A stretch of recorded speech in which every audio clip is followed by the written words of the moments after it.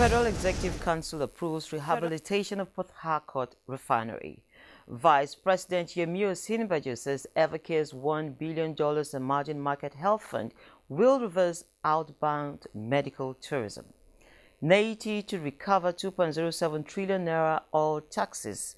An Italian court acquits CNI Shell of corruption in OPL 245 deal. Details of these and more on Business Express on the network service of the NTA. And we are reaching you live from Abuja, the nation's capital. I am Leah Katun Babatunde.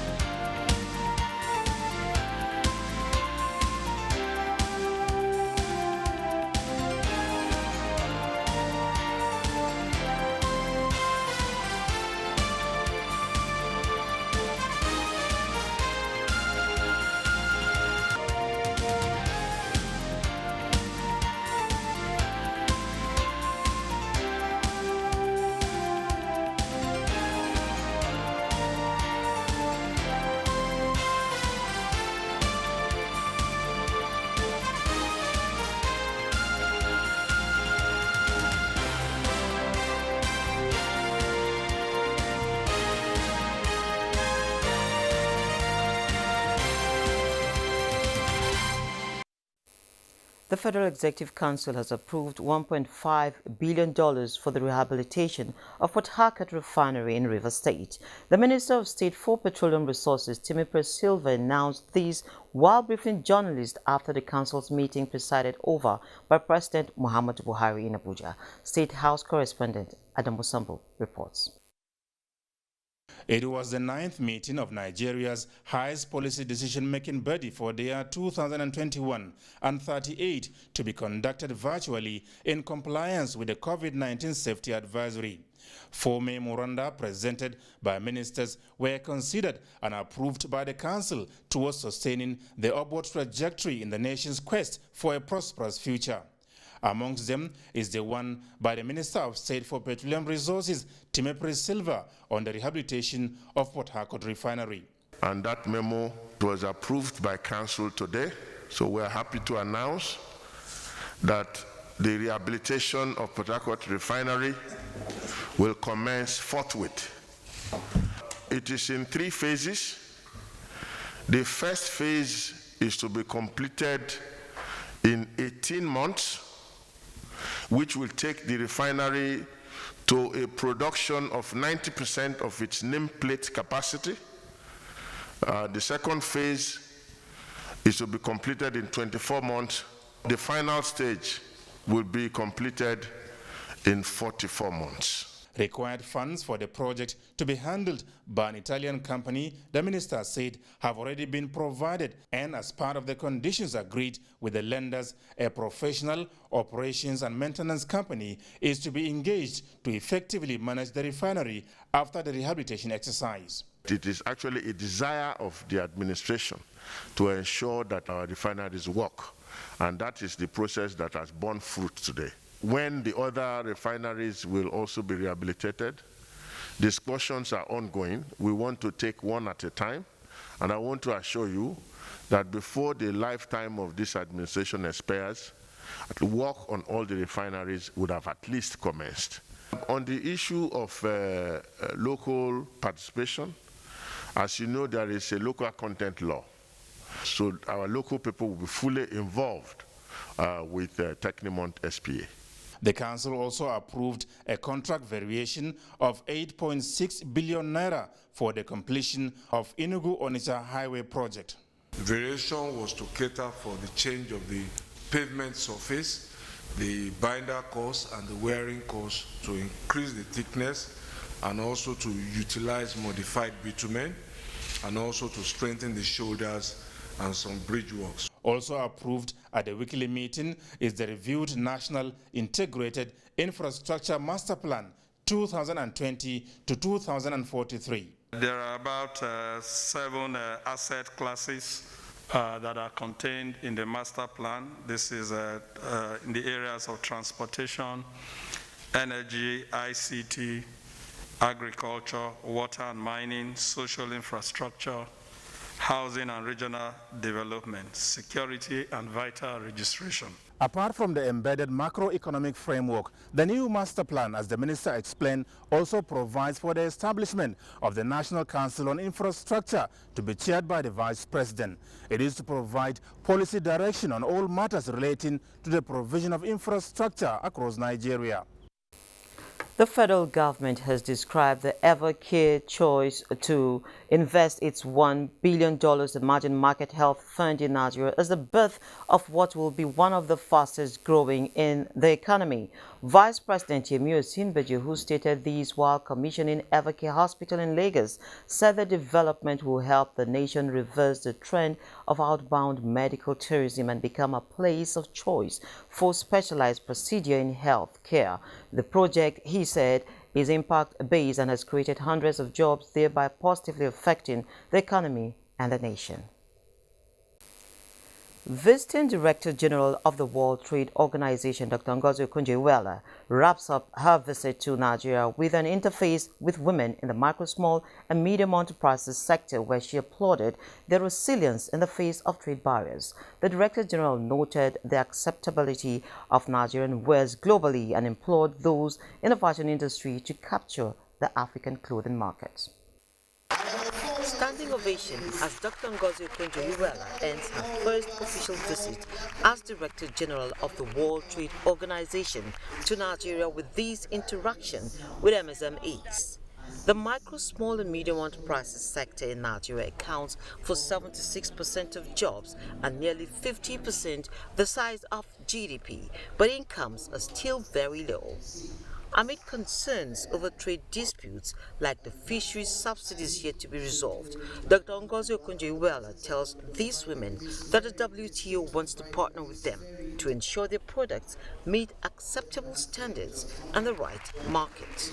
We have to begin to think of the transition of this economy and what space we need. We have to map that out to the world to make this transition. 2 decades, 3 decades. But if we don't start now, we'll be in trouble.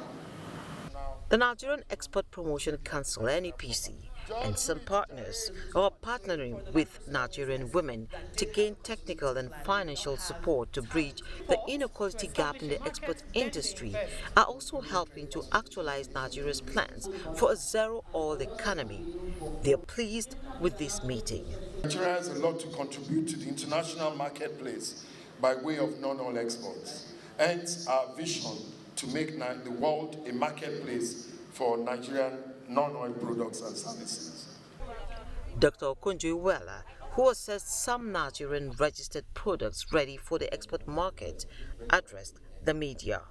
Why I'm excited, there's a lot of potential, and the WTO, the International Trade Center with the She Trades, will be working with entrepreneurs directly.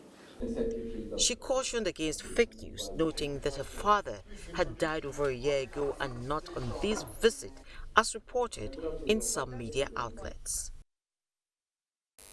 Now, a large deposit of gold has been discovered along the Abuja-Nasarawa axis. Minister of Mines and Steel Development Olamilekan Adegbite and the Governor of Nasarawa State, Abdullahi Sule, announced these in Abuja, but are concerned about the security challenges associated with such developments. Let's hear the rest of the story. Nigeria, with different solid minerals beneath the land surface, but getting the exact spots where the minerals are located and to have inventory, a major challenge. So the federal government in 2018 come up with a special initiative, the National Integrated Minerals Exploration Project, with 15 billion naira funding. 2 years after, time for harvest, starting from the home of solid minerals, Nasarawa State, gold is now found in the Abuja-Nasarawa axis. We've done this exploration all over the country, and we've discovered very nice tracts of gold deposits, especially between Abuja here, the Federal Capital Territory, and Nasarawa, where we share a border. It is a golden opportunity for those into the gold business. But here, great wealth standing side by side with the security challenges. We want to nip this in the bud. We don't want banditry to come to Nasarawa and Abuja on the trail of gold, as it had happened in Zamfara, unfortunately.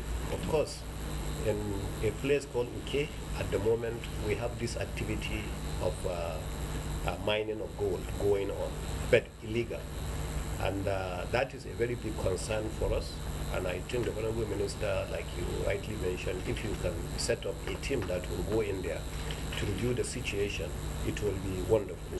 So, this meeting between the federal and the state government is expected to address some of the challenges that may arise in this axis where the gold is found.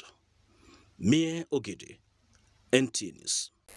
The Nigeria Extractive Industry Transparency Initiative (NEIT) is set to recover 69.51 billion naira and $5.31 billion as taxes from all companies, totaling over 2.07 trillion naira outstanding funds captured from its 2018 audit reports. The Executive Secretary of NEIT, Ogbonnaya Orji, who stated this during a press briefing in Abuja, stressed that the monies were potential recoverable revenues which NEIT is poised to recover.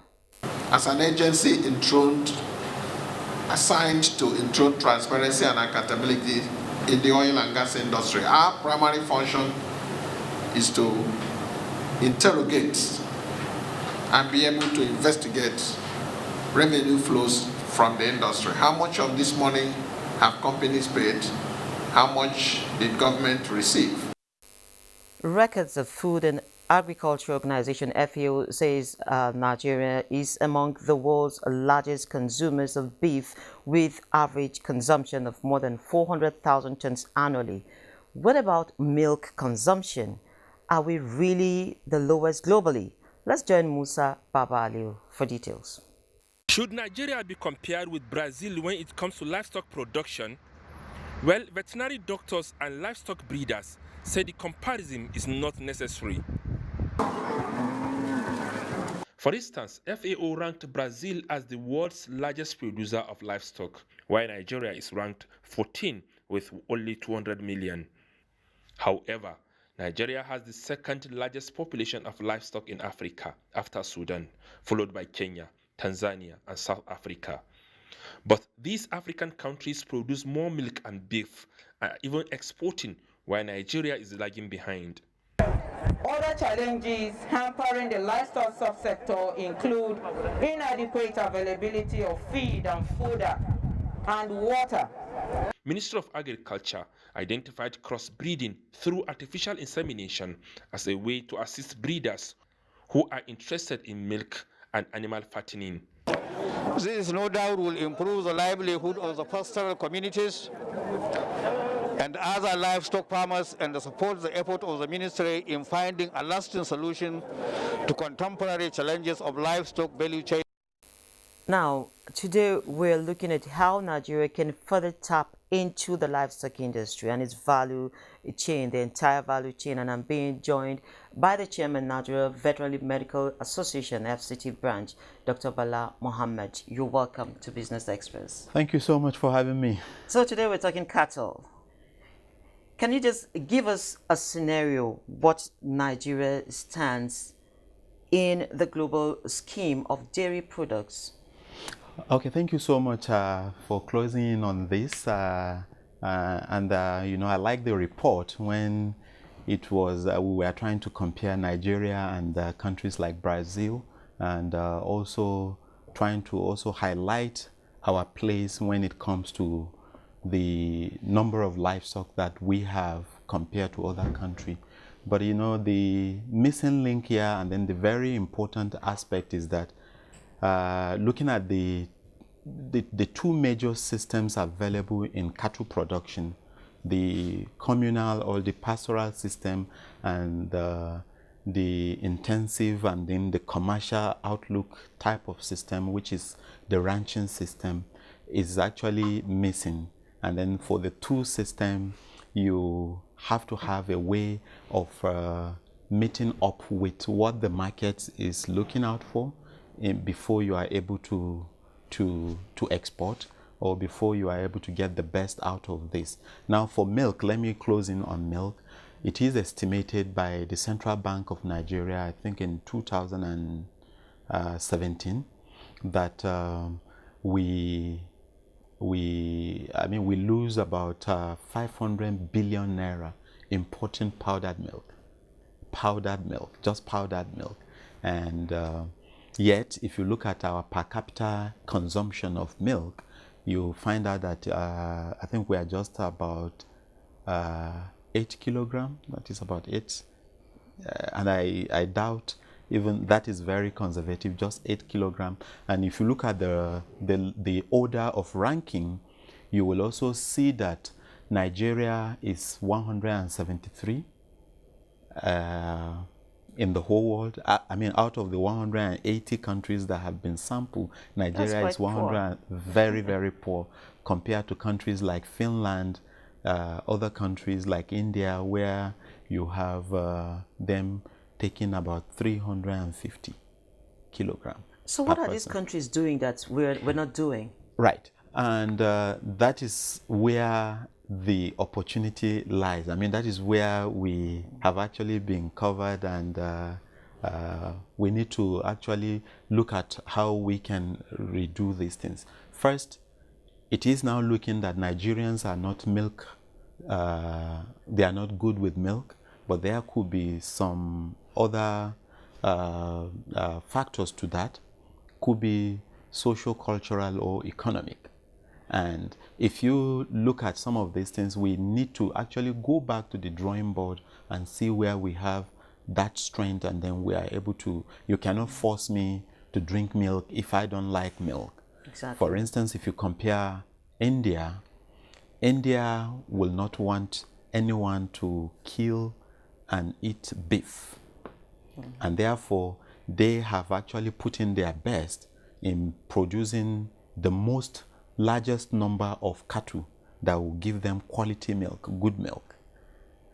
I mean, looking at that social cultural aspect. So in the whole world, they have the best cattle producing milk. While in countries like Botswana, where we have just about 2-3 million people, Botswana in Africa, about 2-3 million people have been ranked as one of the largest exporter of beef, and the 5th largest globally of beef export. So we can look inwards and then see what is that thing that we like in Nigeria, and then put our research institute to task in making sure that we support those aspects. And I give you one example quickly. I realized something even from my house, that if you take milk to the table, we don't want to drink that much milk once we are weaned off our mother's milk. But I see that if you go ahead and process this milk into yogurt, everybody in the house will take yogurt. So there is nothing bad in looking at this and then trying to realign our effort, and then getting the researchers. We've gotten issues with electricity. We've gotten issues with even the breed of the cattle. They are not the types that will give us sufficient milk. I mean, the highest you can get from our indigenous cattle is about 2 liters in a day. And that is the best, the highest you can get from our indigenous breed. And then you cannot continue to expend a lot of time on those kind of breeds in terms of agribusiness. I mean, the bottom figures in terms of naira and kobo matters. You are not going to make anything out of it. Now, let me just pause you a bit. In this very, very industry, I would call it, it's got value chains. We've got the dairies, and where you can get your cheese, and then your butters and what have you. We also have the meat. I mean, virtually every part of the cow is being eaten in Nigeria. We eat even all the pomo and shaki. Sure. And so when we look at the sizes, in fact, of our cows, they're not so big like these other ones. You as an expert now, how can artificial insemination help in this cross-breeding to see that we at least catch up to some of these fantastic cows all over the place? Artificial insemination is actually the best available resource available to us in this country in terms of cattle upgrade and then meeting up with whatever we want in the cattle. Now, we can have both of them, like you just rightly said. Luckily for us in this country, and luckily that we've gotten a carnivorous population. Our people like meat. And like you rightly said, including the skin is delicacy, and then we can make money. Now, artificial insemination is just a way that we can ramp up this aspect that our people like. For instance, we can get breeds, semen of some cattle that are a kind of that have the dual purpose, will give us both milk, but also the meat is also available. Okay. And you use this by way of just going to any of these countries that have gotten the best of the breeds, including our weather, including the ability of our local cattle to be able to survive diseases and what have you. It is important that we look inwards and then find a way of doing that crossbreeding using artificial insemination, where we can import semen and then upgrade our cattle in different ways of that will meet up with the production system. Okay, thank you. I have a lot of questions, and the time just wouldn't be enough, but I believe we will still need to invite you back so that we can take this conversation further.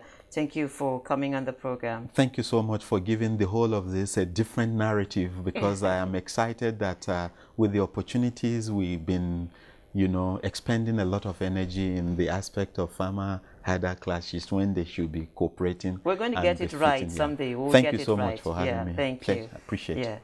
So let's move on now, and the next in line is our Surviving COVID-19 series. It is now with a bag seller who, despite challenges of the pandemic, maintains a high desire to succeed. Musa Abubakar will be telling us more.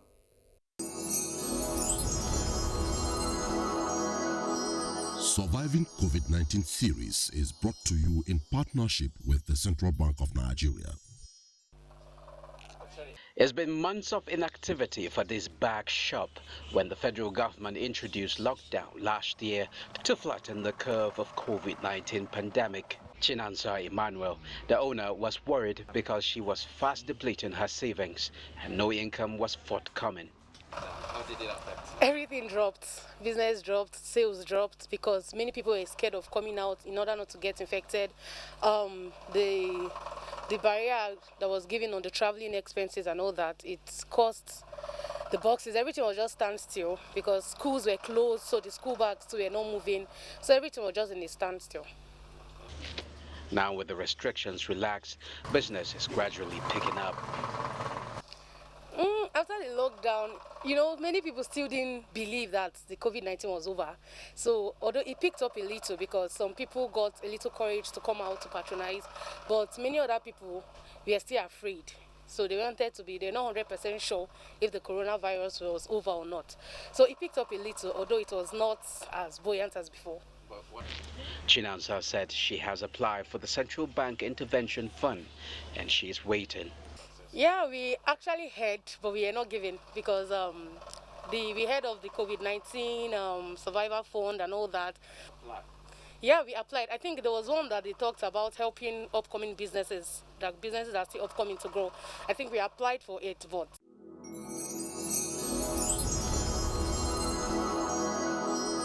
Surviving COVID-19 series is brought to you in partnership with the Central Bank of Nigeria. COVID is over for Chinasa. Well, let's move on to the capital market, where in Nigeria the market has been a mixed grill for the whole of this week. Now, Asia Pacific stocks also away from home broadly higher as investors react to the Federal Reserve's decision. Neka Oko reports. Asia-Pacific markets broadly advanced Thursday as investors reacted after the U.S. Federal Reserve's policymaking committee voted to keep short-term borrowing rates near zero in a widely expected move. The Nikkei 225 in Japan rose 1.58%, while in Hong Kong, the Hang Seng Index rose 1.15%. Chinese mainland shares advanced. The Shanghai Composite was up 0.45%. European stocks are expected to open higher Thursday as markets around the world react to the Federal Reserve's latest outlook on the U.S. economy. London's FTSE is seen opening 25 points higher at 6,791. Germany's DAX up 102 points at 14,701. CAC 40 of France up 25 points at 6,084. And Italy's FTSE 148 points up at 24,164, according to IG. Neka Oko, Business Express. And this is where we end this edition of Business Express. Remember to keep in touch with us, send in your comments, suggestions, and observations. And also, you can join us on our social media handles. NTA News Now is our Twitter handle. And on YouTube, you can also watch all other episodes on the NTA's channel. Business Express returns tomorrow at 3 p.m. My name is Leah Katun. Baba Tunde.